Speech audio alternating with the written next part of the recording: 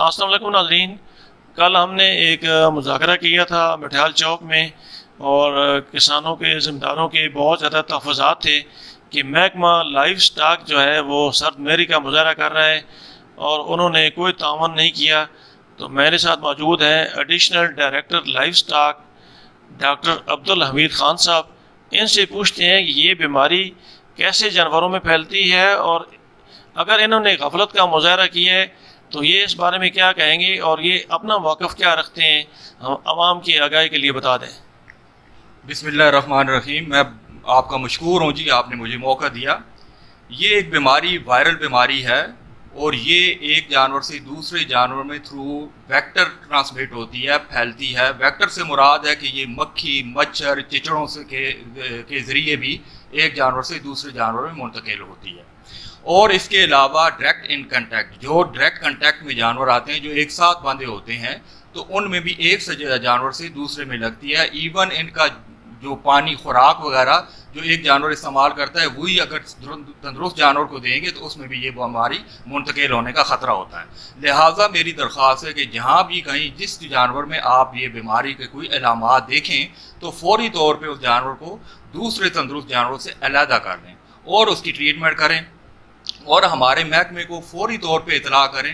हमारी SOP महकमे के हवाले से ये है कि जहाँ भी बीमारी रिपोर्ट होती है हमारा बंदा फौरी तौर पे वहाँ पहुँच के, तो हमारी एक साइट बनी है, वेबसाइट, उस पर हम अपलोड कर देते हैं उस बीमारी को। और हम पाबंद होते हैं कि हम उसके दिन जो तंदुरुस्त जानवर हैं उनकी हमने वैक्सीनेशन करनी होती है 2 से 5 किलोमीटर के रेडियस में, क्योंकि ये बीमारी हमारा ये होता है कि जिस एरिया में ये बीमारी आ गई वहाँ से ये बाहर ना निकले, हमने उसको उस बीमारी को वहाँ तक रोकना होता है। और मेरी गुजारिश है कि जब ये बीमारी आ जाए तो ना आप जानवरों को बाहर लेके जाएं या ना बाहर वाले कोई जानवर अंदर आने दें ताकि ये बीमारी वहाँ तक रुक जाए।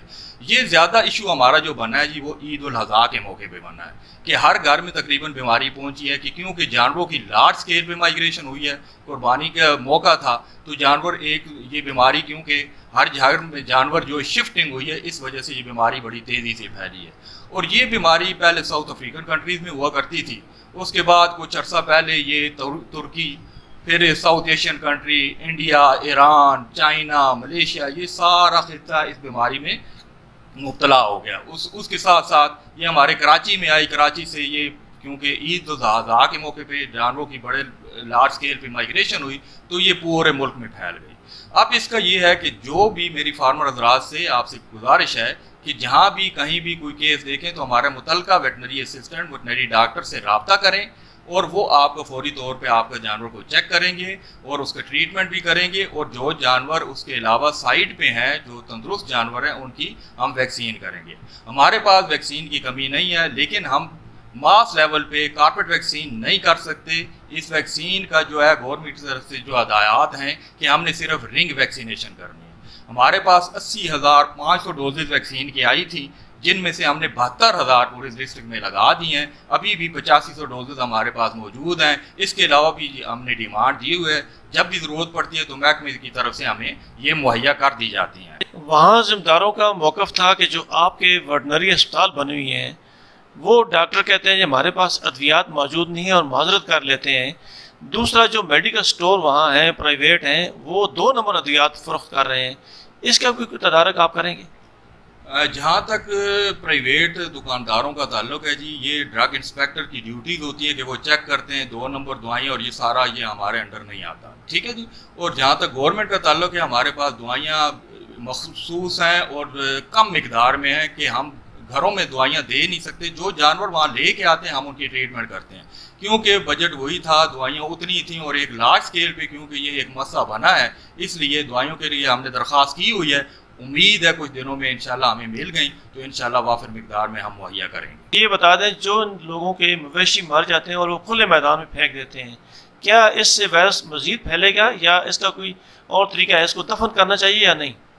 इसका बेहतरीन तरीका तो यह है जी तलफ करने का कि इन्हें बरीड किया जाए, इसे दफन किया जाए और इसी सिलसिले में मेरी डीसी साहब मेजर ताहिर सादिक साहब से मीटिंग हुई है और इसी हवाले से मैंने लेटर साहब एसी साहिबान को तहसील लेवल पे लिखा है कि ये तहसील लेवल पे म्यूनसिपल एडमिनिस्ट्रेशन का काम होता है कि जो भी जानवर इस तरह के होते हैं उन्हें दफनाना। और कल से ये काम शुरू हो गया है। एसी साहिबान ने मेहरबानी की है, उन्होंने टीमें भी तश्कील दे दी हैं जो इस ज़िमन में जहाँ भी उन्हें रिपोर्ट होती है वहाँ वो ट्रैक्टर वगैरह भेज के उन जानवरों को दफना रहे हैं। कि आजकल एक खौफ व राज फैला हुआ है कि जानवरों का दूध और गोश्त जो है मुज़र सेहत है, तो इसमें कोई हैजर्ड नहीं है, कोई ऐसी बात नहीं है। आप अच्छी तरह बॉयल करके दूध भी इस्तेमाल कर सकते हैं और हमारा कुकिंग सिस्टम भी इस तरह कि हम हर चीज़ अच्छी तरह कुक करते हैं। गोश्त भी अच्छी तरह पका के आप इस्तेमाल कर सकते हैं। इंसानी सेहत पे इसका कोई असर नहीं पड़ता और इसी तरह इंसान में ये बीमारी मुंतकिल नहीं होती। ये सिर्फ जानवरों की बीमारी है और ये सिर्फ गाय भैंसों में पाई जाती है। अल्लाह का शुक्र है कि हमारे यहाँ भैंसों में कोई केस रिपोर्ट नहीं हुआ, गाय में ये बीमारी पाई गई है। डॉक्टर साहब, ये जो आपकी मोबाइल यूनिट है इसके बारे में बहुत तफाज़ात हैं किसानों में कि ये सही डिलीवर नहीं करते, कोऑर्डिनेशन नहीं करते। इस मोबाइल यूनिट के मकसद क्या है? ये हमारी जी मोबाइल वेटनरी डिस्पेंसरीज हैं। इनका काम है कि जहां हमारे veterinary centre, veterinary hospital, dispensary मौजूद नहीं है, इनका मंथली शेड्यूल बना हुआ है। इन्होंने उन इलाकों में, उन देहात में जाना होता है जो इनके शेड्यूल में दिए गए हैं। वहाँ जाके ये बेसिक जो फैसिलिटीज़ हैं, वैक्सीन्स हैं, उसमें ट्रीटमेंट है, वो प्रोवाइड करते हैं। इन्होंने दिन में 3-4 देहात कवर करने होते हैं जहाँ हमारा सेटअप मौजूद नहीं है, इसलिए इन्होंने उधर ही जाना है। इनका शेड्यूल में बाकी जो काम है वो मुतलका हमारे जहाँ वेटनरी हॉस्पिटल बने हुए हैं उन्होंने करना होता है। इन्होंने अपने शेड्यूल के मुताबिक चलना होता है। ये शेड्यूल चेंज नहीं कर सकते जो गवर्नमेंट की हदायत है उसके मुताबिक। जो किसान हैं, जिम्मेदार हैं, उसके साथ आपके जो डॉक्टर हैं, माहिरीन हैं, वो कोई मीटिंग करेंगे, कोऑर्डिनेशन करेंगे, कोई अवेयरनेस उन तक पहुँचाएंगे? इस सिलसिले में अर्ज ये है कि हमारा रूटीन में किसान बैठक प्रोग्राम चल रहा है जहां हमारे वेटनरी ऑफिसर साहबान जाके किसानों की गैदरिंग करते हैं और उन्हें अवेयरनेस इस बीमारी के हवाले से देते हैं। इसके अलावा फार्मर डेज हैं, हमारी जो मोबाइल भी जहाँ जाती हैं जिन देहात में, वो भी ये गैदरिंग करती हैं और ये भी लोगों में अवेयरनेस देती हैं इस हवाले से कि इसको किस तरह कंट्रोल किया जा सकता है, इसके इलाज के बारे में। ये सारी मालूमात वो हम लोकल लेवल भी दे रहे हैं और थ्रू मीडिया भी जहाँ तक हमारा हो सकता है तो हम कोशिश कर रहे हैं कि लोगों तक ये पैगाम पहुँचे। मवेशियों के लिए जो अद्वियात आती हैं उसके लिए कितना बजट सालाना आपको मिलता है? ये जो हमारी मवेशियों के लिए परचेज होती है जी, ये सेंट्रल लेवल पे होती है। पहले डीजी लेवल पे होती थी, अब डिवीजनल लेवल पे होती है। हमारे पास मेडिसन का कोई बजट नहीं होता और वो डिवीजन के हिसाब से, मालशुमारी के हिसाब से हमें अद्वियात मुहैया करते हैं। हमारे डीजी साहब आए हुए थे पिछले दिनों, उन्होंने विजिट किया और यही बात उनसे अच्छी तरह हमने डिस्कस की कि इस पे काम करें। तो उन्होंने कहा कि हमें 3 रुपये 65 पैसे फी जानवर के हिसाब से दवाइयाँ मुहैया की जाती हैं। और अभी क्योंकि आपको पता है दवाइयों के रेट बहुत ज़्यादा हैं, चढ़ गए हैं और बजट वही है। तो मेरी दरख्वास्त है काम बाला से कि काइंडली इस पर भी तवज्जो दी जाए और बजट इनका बढ़ाया जाए कि मेडिसन अभी तकरीबन ऑलमोस्ट 100% उनके रेट बढ़ गए। नाज़रीन, ये थे एडिशनल डायरेक्टर लाइफ स्टॉक अटक डॉक्टर अब्दुल हमीद खान साहब। बड़ी तफसील के साथ हमने हर पहलुओं को उजागर किया है और इन्होंने बड़े मुदल्लल अंदाज में हर चीज़ का मुद्दा बयान किया, मौक़िफ़ बयान किया है। उम्मीद है कि आपको इनकी बातों से अवेयरनेस मिली होगी। इसी के साथ मुझे अटक टुडे न्यूज़ को इनके ऑफिस से इजाज़त दीजिए। अल्लाह ताला हम सब का हामी नासर हो। अल्लाह हाफ़िज़।